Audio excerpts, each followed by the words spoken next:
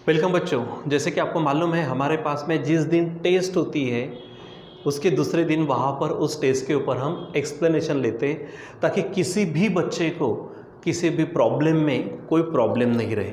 सो उसी प्रकार last time की जो टेस्ट थी वहाँ के जो क्वेश्चंस थे हमारे पास में, ये क्वेश्चंस और रेड पेन से उसके आंसर्स यहाँ पे लिख दिए हैं, लेकिन ये आंसर्स आते कैसे हैं ये भी हम समझते हैं। तो चलो जैसे कि हमारे पास है यहाँ पर क्वेश्चन नंबर फर्स्ट, क्या कहा उन्होंने वो देख लेते हैं। हमारे पास उन्होंने number of elements in you, अब यहाँ पे यू जो होता है यू जनरली यूनिवर्सल सेट के लिए होता है। तो अब उन्होंने देखो क्या दिया है कि question number first, number of elements in you कितना दिया है हमारे पास में, ये है 700। ठीक है, चलो अब number of elements in A कितना दिया है तो वो हमें दिया है, number of elements in A 200 दिया। तीसरा number of elements in B है तो number of elements in B ये लिख लेते हैं और ये दिया है आपको 300।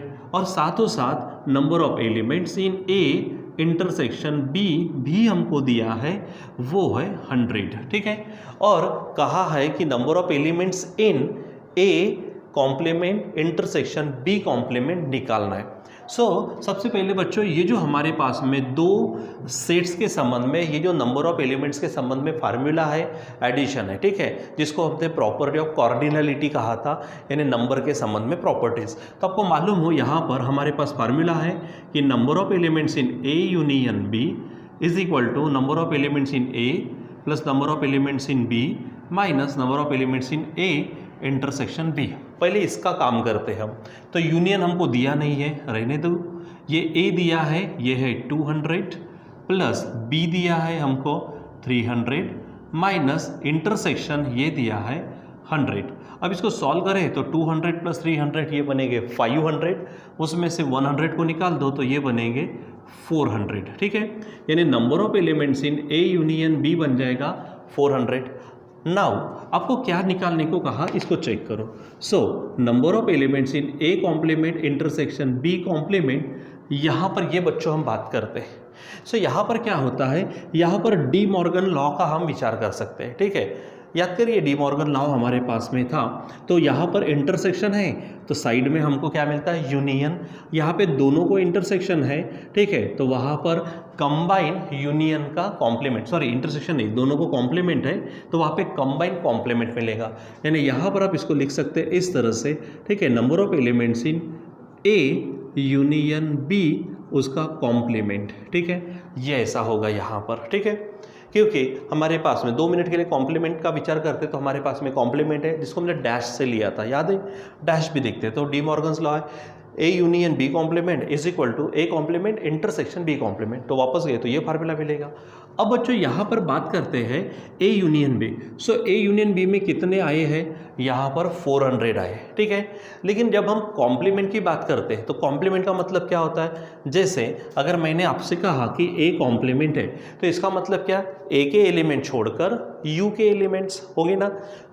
वैसे ही यहाँ पर क्या होगा, यहाँ पर जो ए यूनियन बी है इसके एलिमेंट छोड़कर यू के एलिमेंट्स। तो पहली बात इसमें अगर हम बात करते तो कितने एलिमेंट्स है, 400 एलिमेंट्स है, तो यू में 700 एलिमेंट्स है। अब ए के एलिमेंट छोड़कर मतलब 400 एलिमेंट छोड़कर यू के एलिमेंट्स, तो यहाँ पर क्या बन जाएगा हमारे पास में, यहाँ पर होगा number of elements in U minus हमको यूनियन का छोड़ना पड़ेगा, मतलब निकालना पड़ेगा, मतलब number of elements in A union B ऐसा होगा। चलो अब सॉल्व कर लो। तो number of elements in U ये है 700 माइनस ये आए है 400, और इसलिए आपका जो आंसर होगा बच्चों वो आंसर होगा यहाँ पर 300। ठीक है, यहाँ पर हमें आंसर चाहिए था 300। आई होप कि आपने ये किया होगा। ठीक है, चलो आगे बढ़ते हैं। हमारे पास क्वेश्चन नंबर 2 है। अब क्या कहा, V set is the subset of all given sets. कोई चीज़ कोई बताने की बात नहीं बच्चों, एक ऐसा सेट होता है जो सबका सबका सबका क्या होता है, वो सबसेट होता है, और वो है हमारा यहाँ पे हमारा एम्प्टी सेट है। यहाँ पे कौन होगा? Empty set. एम्प्टी सेट सबका ही क्या होता है? सबसेट होता है। तो वहाँ पर मैं जैसे कि हमारे पास में यहाँ पर पेपर्स है, ठीक है, तो यहाँ पर ऑप्शन दिए थे 1 2 3 4। अरे 1 2 3 4 डॉट डॉट डॉट, ये सबका कैसा सबसेट होगा? नहीं हो सकता, 1 नहीं हो सकता, 0 वाला नहीं हो सकता। वहाँ पर क्या होगा? Empty set. यानी यहाँ पर सीधा, अच्छा यहाँ पे हमने लिख कर ही दिया है, जब प्रॉपर्टीज हम पढ़े वहाँ पे आपके डायरी में, आपके नोटबुक में है भी, तो बताने की ज़्यादा ज़रूरत नहीं है, ठीक है। चलो आगे बढ़ते हैं, क्वेश्चन नंबर 3 के लिए काम करते हैं। तो यहाँ क्वेश्चन 3 को देखो आप, लेट u में कितने एलिमेंट्स हैं बच्चों? टोटल 10 एलिमेंट्स है, यानी u इज इक्वल टू क्या है? 1 2 3 4 5 6 7 8 9 10, ये है इसमें। उसके बाद उन्होंने दिया a, तो a में दिया है हमारे पास में यहाँ पर 1 2 5, ठीक है। अब आप b को चेक करो, सो b में दिया है हमको उन्होंने एलिमेंट 6 और 7, ठीक है। अब उन्होंने कहा क्या है उसको चेक करो। यहाँ पर उन्होंने कहा कि a इंटरसेक्शन b डैश, तो पहले b डैश को निकाल दीजिए। सो b डैश का मतलब क्या होगा? b डैश का मतलब b के एलिमेंट छोड़कर u के एलिमेंट्स, तो b में कौन है? 6 और 7 है, इनको छोड़ दो तो कौन बचेगा? 1 2 3 4 5, 6 छोड़ दो, 7 छोड़ दो, 8 9 और 10 हो जाएगा यहाँ पर ऐसा। अब आप क्या करना है? यहाँ पर a इंटरसेक्शन b डैश निकालना है। सो a इंटरसेक्शन b डैश, तो मुझे बताओ a इंटरसेक्शन b डैश का मतलब ये जो a है ये और b डैश। अब रही बात इंटरसेक्शन की, तो इंटरसेक्शन का मतलब हमने क्या देखा है? Common, only common. तो यहाँ पर कॉमन देखो, देखो 1 है तो यहाँ पर आएगा 1, 2 है तो 2 भी आएगा, 5 है तो 5 आएगा, और इसमें से तो खत्म हो गए, अब कुछ नहीं आने वाला। यानी यहाँ पे कौन आएगा? 1 2 5। अरे हम क्या देख रहे हैं? 1 2 5 वाला और कोई नहीं, वो खुद कौन है? a है, इसीलिए बेटा आपका आंसर आएगा खुद a, इसलिए वहाँ पर आंसर शुड बी a। क्या चाहिए था आंसर? वहाँ पर a चाहिए था, ठीक है। ये ध्यान में रखो, बराबर सिस्टमेटिक कर लिया करो। यहाँ पर 4 है, क्वेश्चन नंबर 4 क्या कहा?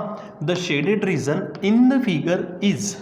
बच्चों जब यहाँ पे बात करते हैं ना हम, जब यहाँ पे थोड़ी बात कर ले, ये हमारे पास एक है, उसके बाद में ये एक है और ये दूसरा है, यहाँ पर ये नाम है, ए बी है, ये सी है। अब उन्होंने शेडेड रीजन कौन सा कहा? अगर यहाँ पे कोई शेडेड नहीं होता या फिर पूरा का पूरा शेडेड होता तो यहाँ पे A union B union C आप लिख सकते थे। यहाँ पर सिर्फ जब अंदर की ही बात अगर होती तो तीनों का इंटरसेक्शन होता, ठीक है, ए इंटरसेक्शन बी इंटरसेक्शन सी।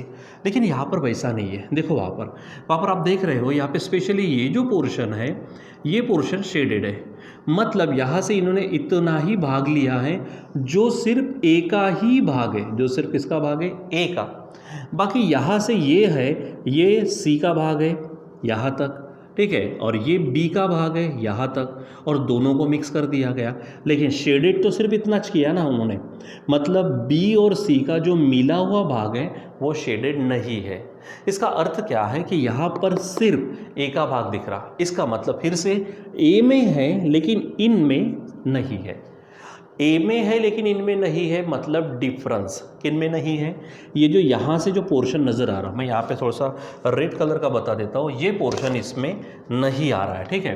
अब यहाँ से चेक करो, ये जो है, ये यहाँ से जो पोर्शन है ये पोर्शन नहीं आ रहा है, यहाँ से ये पूरा अलग पोर्शन है, मतलब ये इसमें तो है लेकिन इनमें नहीं है, मतलब ए में है लेकिन बी यूनियन सी में नहीं है, मतलब ए डिफरेंस बी यूनियन सी। वहाँ पर ऑप्शंस थे हमारे पास में, ठीक है, तो उसमें से जो सही ऑप्शन बैठता है वो आता है वहाँ पर ए में है लेकिन बी यूनियन सी में नहीं, मतलब ए डिफरेंस बी यूनियन सी, ऐसा आपका वहाँ पर आंसर चाहिए था, ठीक है। सो ये ध्यान में रखो। उसके बाद में थोड़ा और आगे बढ़ते हैं, वहाँ पे उन्होंने कुछ दिया है हमको, चलो उसका भी काम करते हैं।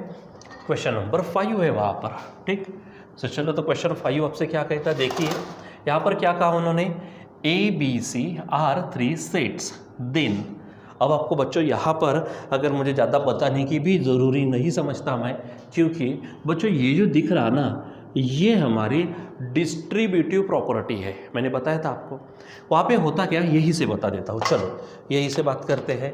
यहाँ पर ए हमारा इसके साथ में भी क्या बनेगा, इंटरसेक्शन, और फिर यही ए हमारे सी के साथ में भी क्या बनाएगा, इंटरसेक्शन, और उनके बीच में जो अंदर है वो आएगा, तो ए इंटरसेक्शन बी होगा यूनियन ए इंटरसेक्शन सी होगा। सिंपल, ये हमारी डिस्ट्रीब्यूटिव प्रॉपर्टी है, ये एक्चुअली पढ़ी हुई प्रॉपर्टी है। मतलब यहाँ पे कुछ नई बात नहीं है कि सर ये आया कहाँ से, एक्चुअली हमने ये पढ़ा हुआ है।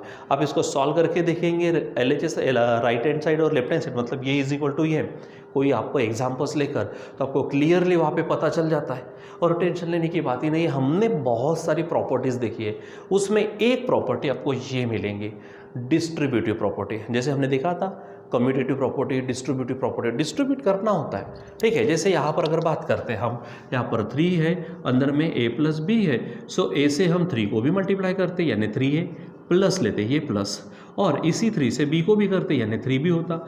उसी प्रकार यहाँ पे a, अब यहाँ पे मल्टीप्लिकेशन है तो हमने मल्टीप्लिकेशन दे दिया था। यहाँ पर हमारे पास समझो कि इंटरसेक्शन है, यहाँ पे इंटरसेक्शन में a होगा, ये जो प्लस है यहाँ पे हमको यूनियन दिख रहा है, ये यूनियन डाल देंगे, ठीक है। और 3 के साथ फिर से इंटरसेक्शन में b आ जाएगा। अब रही बात 3 और ये ABC, वहाँ के अनुसार चेक कर लो, ठीक है। तो यहाँ पर हमारे पास में एक प्रॉपर्टी जो है डिस्ट्रीब्यूटिव प्रॉपर्टी है, डिस्ट्रीब्यूटिव प्रॉपर्टी को बराबर आप देखो तो आपको यही मिलेगा आंसर, बाकी ऑप्शंस उसमें नहीं बैठते, ठीक है बच्चों। सो यहाँ पर हमारे पास में ये टेस्ट है, ये टेस्ट के इस तरह से क्वेश्चंस के आंसर आपके चाहिए थे, और मुझे लगता है कि आप बच्चों ने सॉल्व भी किए होंगे, ठीक है बच्चों। सो आज के लिए बस इतना ही, बाकी का कंटिन्यू करेंगे हम बाद में। Till then bye.